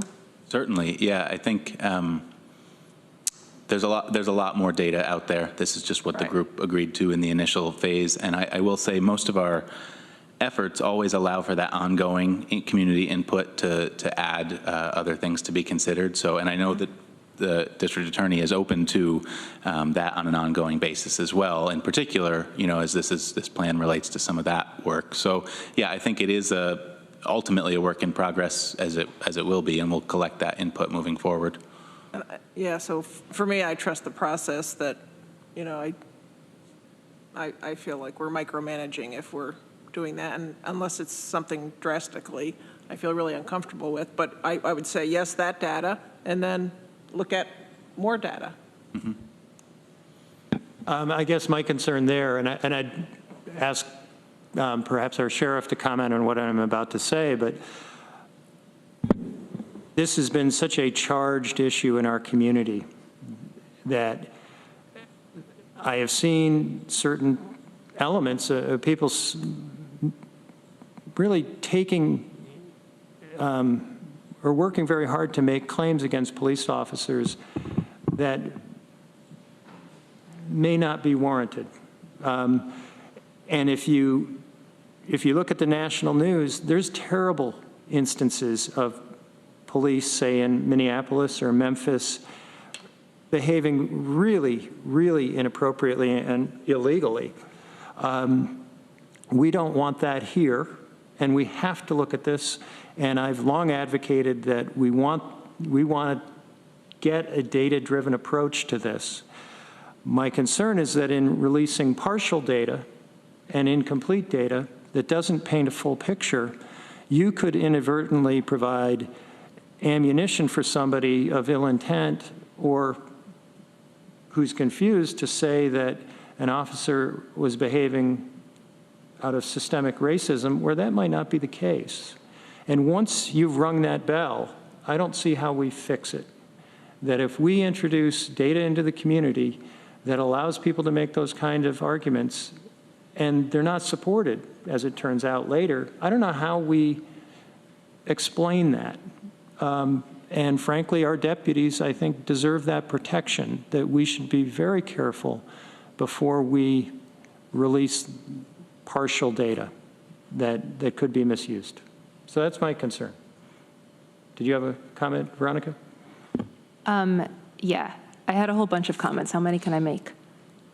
Sorry, well, go at it. I have more in response to that. I think that if we're thinking about trying to not have people read systemic racism into things, that ship sailed centuries ago, at least when this country was founded, and systemic racism got baked into everything. I am like, systemic racism is not anyone's personal failing, and it is not like, if people are reading that into our policing system, it's because it is there. It's because it is the foundation of the system. It is not because of like individual failures of the individual like employees. And certainly I would never say that about like any of our county employees, but I'll extend this like wherever. There may also be like, you know, of course we would hope not here, but like individual police officers in other places that on top of the systemic issues have personal racist beliefs and or just, I don't know, other bad behavior.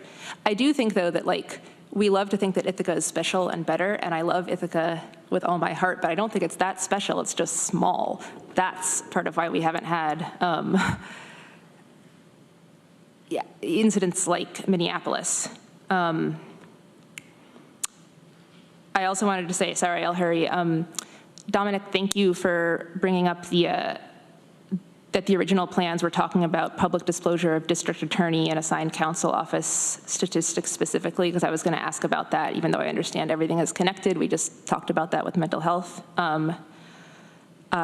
I also want to make sure that we aren't, with data disclosure, we aren't aiming to get something that is like complete, entirely complete, or entirely objective. I mean, certainly I would hope it was complete in that if we are reporting number of arrests, that we aren't reporting just some of the arrests. But in terms of what types of things we choose to report, there can always be more.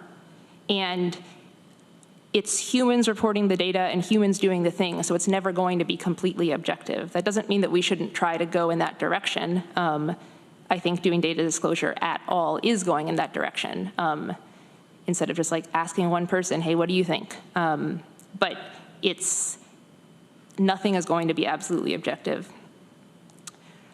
Okay, I have two, maybe I'll leave it at one question, which is, I don't know if this would like violate the process, but can we know more about, I guess I hear Rich is asking for like more types of data to be disclosed, and it sounds like other types of data were considered in the working group and rejected. Can we know more about what that was, like what those were and why? I mean, they didn't score high enough on the scores, but like, what about them?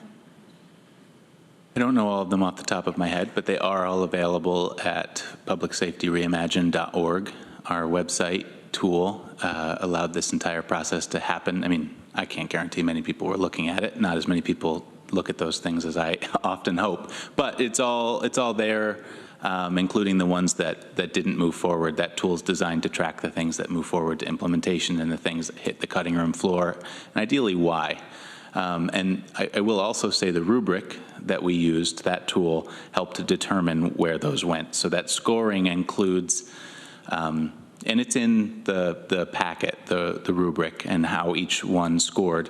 But it does include feasibility, our ability to collect that data, whether we have it or not. We could consider any new things, ideally, along the similar rubric. That's how reimagining plans have operated. So we have a sort of trail of, okay, here's how we got to the outcome for this reimagining plan. We went through input, scoring along a rubric that considers things like equity and feasibility, and then ultimately ends up with an outcome. So, yeah. Okay, I had said earlier I wanted to give the sheriff a chance to comment if he wished, but then I have Mike and the DA. Is there anything you wanted to share, Sheriff? Rich, no, I think you summed it up pretty good. I have the same feelings as you. So I don't think I could add anything that hasn't already been said, but thank you for the opportunity. Okay. Mike? Well, I guess I'm just, I'm going to go back to your email a bit just because I'm going to pull something out of it. And this is kind of what I was able to distill from the whole thing was, I mean, the purpose of this, I thought, was to determine where the racism lie, I guess. I mean, if you go with your theory that it's baked in the cake, then there is racism there, and we have to discover where it is and how to address that. Or maybe the data shows that no, there isn't. Our behavior is not along those lines, but there are certainly tweaks you need to make to your police force. And the problem with the data sets, not that there's a problem with the data sets, but I did think that there were holes in it. It's not just a matter of who gets arrested, it's a matter of who gets stopped, right? I mean, every stop doesn't end in an arrest, but are people getting pulled over for no reason? And that was not a data set I saw that was included. How many of the arrests that are made end in a conviction? I mean, because, okay, if we're arresting people, but then they're convicted, well, okay, then a lot of people said, yeah, you did this, and that's a problem for society. So, and I didn't see that kind of metric in. The problem with those data sets is I think they are probably harder to come by. I would assume, but again, this is an assumption, that a police department records every stop that they make.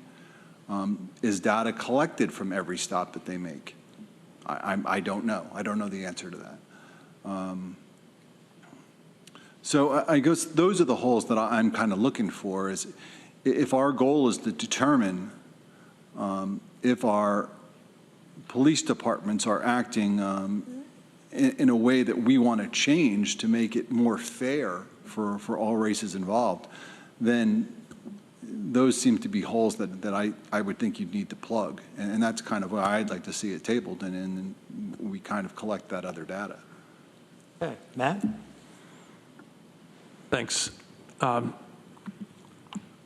Couple thoughts. I wish, Rich, that you were part of this working group from the beginning, and I don't have all the answers. I have to say, to start out, I'm very anxious to get my data out there because I want that transparency. And as I'm thinking about this, thinking through, the very first thing on our list of proposed data is not my data. The list of the arrests, that's not mine. I think that's very important data to have, but that goes with your point of where is that coming from? If there's 10 interactions, 10 calls that the police respond to, and there's one arrest, those 10 calls are also relevant, and we need that data. I think I'm coming here with an open mind, and we had a phone call earlier today that raised some questions that I had not thought about until today, and I want to get this right. So I want to put out the data that is mine. I don't know that all of this now, and I'm thinking about this for the first time, and I apologize to the people on the group that we spent so much time working on, that maybe some of this doesn't belong in this first release. Okay.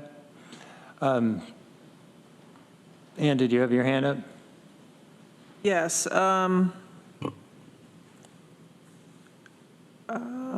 First, I just wanted to say something about the reference to the theory that racism is baked into everything. I would challenge it's not a theory. We're a racist country. What I want to say next is we were looking at trying to hear from the people that were most impacted, and I could be wrong, but most of the people sitting at this table are white, probably haven't had a lot of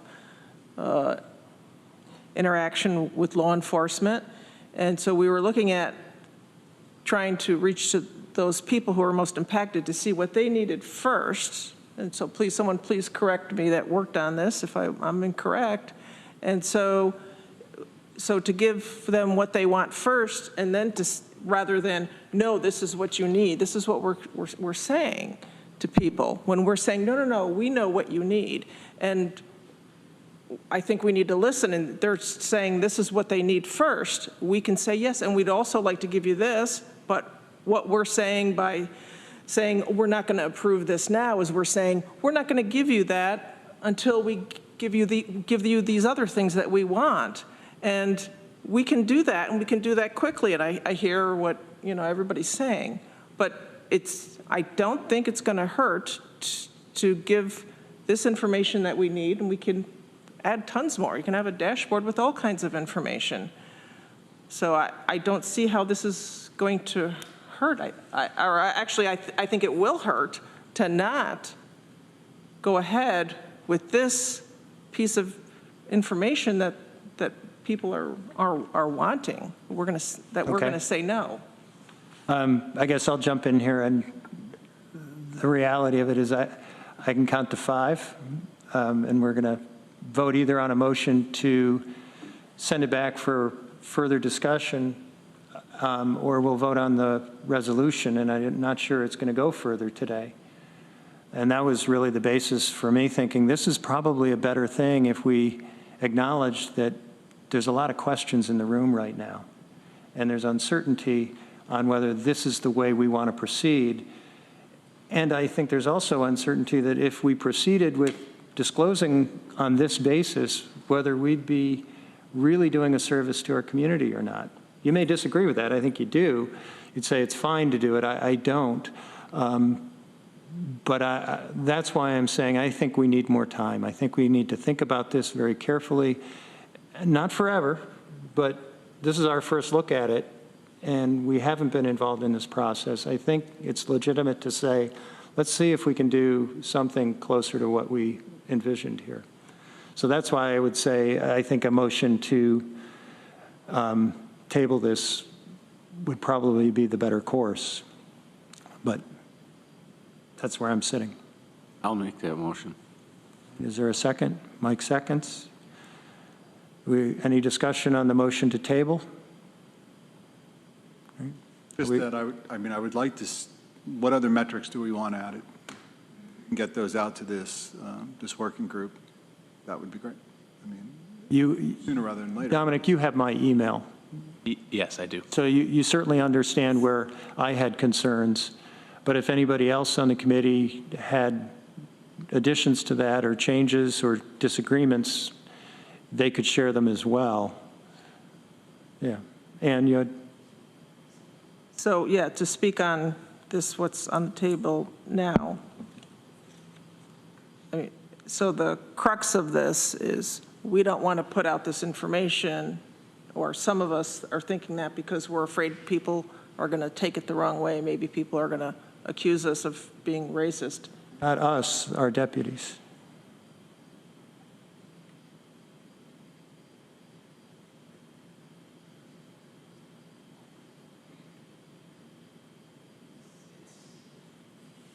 I think it's a really unfounded fear.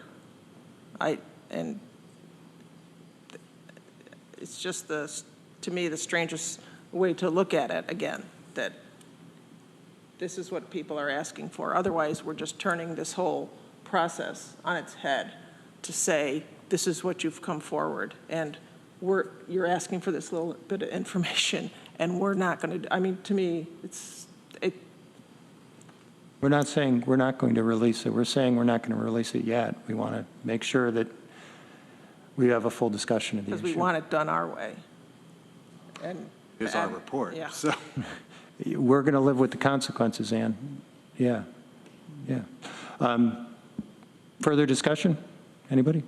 Are we ready to vote? All those in favor of the motion to table the resolution? 3. All those opposed? 2. Okay. All right, the motion is tabled. We'll go from here. Thanks, everybody. That was hard. Lisa, let's see. We have report discussion, recommendation to consider physical fitness resources in upcoming capital planning for public safety facilities. So this falls under the Community Justice Center update. And Mona, I believe you received a memo in your packet pretty much explaining it, but Mona, if you want to update further. Sure, thank you. Good afternoon, everyone. So with the memo that you received in your packet, it's part of the Officer Wellness Plan. There was a survey done, which I'll do a presentation on in just a little bit. But what we did was we realized the feasibility of the CJC being able to provide a physical space for law enforcement to pay attention to their physical health. It just wasn't feasible. So we, as a group, talked about the best way to support them in this effort would be to advocate as part of the capital campaigns for both Tompkins County and the city of Ithaca. So the city has received this memo, and so has Facilities and Infrastructure Committee, just to advocate for this to be something that could be considered for them. It would be a private space where it could possibly be joint between the city of Ithaca and the Sheriff's Department, or within, the individual capital projects. Okay. I am open for any questions on that particular topic at this time. I would just advise the committee, and Ann stepped away, but we're talking about the working group has issued its report, I believe. I was just scrolling through trying to find it. I think the working group has issued its report to itself. Oh, okay. Okay. But it's coming. The jail working group has completed its work, and we made comments, and Travis has collated them and shared it. But it's going to come to the Public Safety Committee, and I talked with Mike Lane about trying to schedule a joint meeting. And Katrina is going to send out a doodle poll for us to see what's the best time. I'm anticipating that might be our September meeting to talk about this, and what Mona Lita is sharing with us right now would be part of that. The physical fitness facilities at the jail. So just, I wanted to make sure that heads up got onto the agenda somewhere. So. All right. Can I ask a question? Mike, yes. I mean, that's great for the upcoming. What do we, I know through the county you can get $200 and go to the gym. Do we have something in place right now for our deputies to go to, I don't know, the YMCA or whatever the case may be? We don't have anything formal, to my understanding, to pay for gym memberships. I could be wrong about that, Sheriff. Is that? The county used to have a reimbursement program. I couldn't tell you if it still exists or not. Yeah, I don't think we do right now. Okay. And we certainly don't have any formal agreements with any recreational centers. We're not building this thing for a while, so if this is an immediate need, shouldn't we kind of do something like that? I don't know. There's I a can line. go to the barn, my barn, I guess. But. Sorry, there's a line in the memo that says there are currently offerings for subsidized or free memberships that are underutilized. Oh. No more details, but. Okay, so maybe there is something. All right. Well, we should look into that. Sorry, Jen, go ahead. The city of Ithaca offers those. Right. Not the county. It's a joint recommendation, so it covers the city. And I believe, sorry to interrupt, Mona, I believe that's what they're referencing. Okay. That is correct. Because like Jen just said, it's a collaborative that went to the city and the county that is from the city of Ithaca. One of the big contentious, conversations that we had, I wouldn't call it contentious, I apologize. Conversations we had was the comfort level that law enforcement has with using public gyms. For their own personal safety and awareness of, their surroundings. Being in a public gym where someone, that you may have had an interaction with that's not good for their psyche. It doesn't bode well with them. So we tried to look at other options that we could possibly offer them. So if we go into the PowerPoint, we talk about program ideas and things that were suggested based off of the survey to try and help with officer wellness. It might not necessarily cover the physical fitness aspect, but it covers nutritional health and some other ways to try and help them take care of themselves. Yeah. Okay, well, thank you for this report. Mona Lisa, and I think it will be considered in connection with the joint meeting that facilities and infrastructure will have with public safety. So we'll go forward on that. And I note I have totally mismanaged the time. It's 5 minutes to 5 o'clock. We certainly had some interesting discussions and detailed stuff. What I would suggest we do is we cover the business items that are remaining to make sure we get them in. There's a resolution in the sheriff's office. And my apologies to the departments for not going into the reports, but I think we should save those for our next meeting if that's possible. Unless there's some particular information anybody feels we should know about in the immediate term. And I'd go through, Sheriff, is there anything vital that we need to know other than your resolution? No, I'll just tell you quickly, Rich, good news.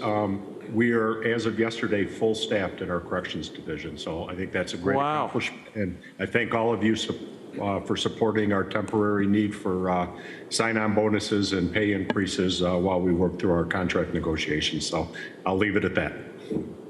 That is very good news. Matt, anything from the DA's office we need to know?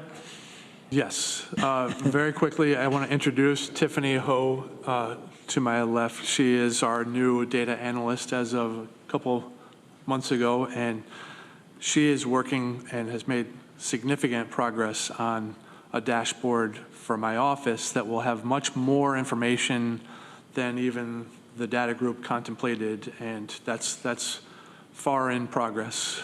That is great news. And after everything I just said about our crunch time, Tiffany, is there anything you want to share with us? Welcome. It's so great to have you with us. Happy to be here. Okay. All right. Where did I see Jessica? Is there anything from emergency response we need to know? No, I just want to point out, and our report has a little bit different feel to it. So if you have any questions, Danielle worked very hard to try and get our data that we're presenting to you in a much more readable format and user-friendly format. So yeah, and I noticed that, and I'm sorry we don't have time really to look at it in detail, but it looks wonderful. It's really user-friendly. I just ask if you have any questions regarding it, to please let me or Danielle know, and we can help answer those questions. And I do want to point out that we had 2 new people start within the last month, and we have 3 more starting by the end of September. So we're very excited, and that will put us very close to being fully staffed, assuming they all complete their training.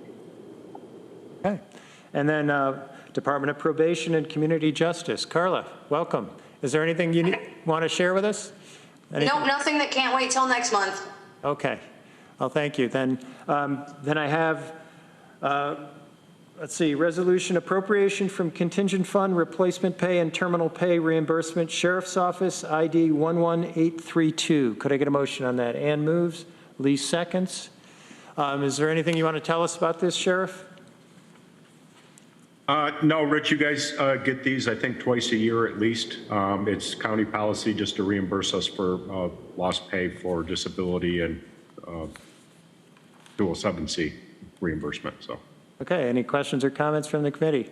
Are we ready to vote? All those in favor? That's unanimous. Okay. Any other business that needs to come before the Public Safety Committee? Lee. Rich, I just want to pick up on something briefly. I know we're at the time limit, but with your chair's report and also the comments that Mr. Wynn made earlier, and that's not the first time Mr. Wynn has spoken to the board, and I don't know that anybody has ever answered his concerns, and I don't know the proper way to do it, but I share those concerns, and I want to be on record as agreeing with some of what he's bringing forward. As I sat down, I saw a news item pop up in here about another shooting in the city last night on West Buffalo Street near Geneva. That's 2 blocks from here, less than 2 blocks. And, you know, there's 2 things from a public safety perspective that are in my mind. And one of them relates back to the consideration that we're giving as a legislature toward the building of a office building just over here, center of government. And it used to be I'd hear from my constituents that they didn't like the parking and some of the access issues with coming down here for services. What I'm hearing from my constituents, and a lot of it is probably as a result of the news items that we're seeing day in, week out, in that they perceive this not to be safe. And I'm beginning to question where the city is on public safety and addressing the ongoing situations and news reports. I would have a hard time supporting any multi-million-dollar investment right now into the center because of the public safety issues, and I just want to lay that out there. I hear what Zach is saying. I hear what you said earlier. I share those concerns, and I'm not comfortable that they're being adequately addressed. And if there's anything we can do from our level, I'd love to hear about it. I guess I'd respond to that saying that I think that's a reasonable critique, Lee, of what we've done so far, and perhaps the Public Safety Committee could have a focus on that, some sort of presentation. I'm not quite sure how that would be done, but at the very least, the public perception is that something very significant is going on in the city of Ithaca that we should be paying more attention to. And I think we're paying attention. I'm just not sure we know what to do about it right now. Yeah, Matt. Can I just say something really quick? And maybe I'm stealing some of Derek's thunder, but we worked on this together. The GIVE program is focused on this, and this is in progress, and it will specifically address the shots fired incidents and give us evidence that we did not have before to be able to prosecute those, investigate and prosecute those incidents. And secondly, just more generally, this is the news report, quote unquote, and you can't believe everything that is in the news, and words matter. So a shooting is different than a shots fired incident, and there's a lot of reported shootings that are not shootings. That's not to minimize the concern, but more broadly, we are working, Derek and the GIVE task force within Tompkins County that we formed with his leadership is working actively to implement this strategy to address those specific concerns. Point taken. Thank you. Thanks, Matt. Anybody else? Sheriff, I see you're unmuted. Did you have anything you wanted to add? No, I'll just say Matt's absolutely right. We have had some small successes. I won't say small. We've had several good successes come from the GIVE program already. Not all of them make its way through the media channels, but I can assure you they're there. Our partnership with IPD has been really good. They've stepped up and have been working with us on this program, more so than we originally anticipated they would. But, it's still a point of trying to put deputies down in the city and just sticking our fingers in the holes. It's kind of hard doing things that way. So I think when Flock gets up and running, that's going to have a huge impact on all this stuff. And, I'm moving as fast as I can to get that stuff implemented. So it takes 5 months. Once the contract's signed, which it was yesterday. So it's going to take some time, but we're moving in a good direction. Okay. Well, thank you. Maybe that's the basis for the platform for further discussion is in connection with GIVE. So, okay, more to come there. Anybody else have anything for us? Ann. Yeah, something I mentioned at the legislature meeting. Mayor Rodenhart from the Village of Trumansburg had a question, and we could take this up, some other time, but I just wanted to mention it, like what the process was for putting the cameras out, because I, went back and reported that about the GIVE grants, and so they, so I couldn't answer that. Like, what's the process for deciding where the cameras are going to go, and who approves those? It's the legislature, the city. So, if we could talk about that at some point when we have that process. Certainly. Okay. Are we ready to adjourn? Motion to adjourn? All those in favor? Oh, Veronica, did you have something? Yeah, just, sorry, did I miss it that we're explicitly not doing Mona's presentation today or ever? What was the decision?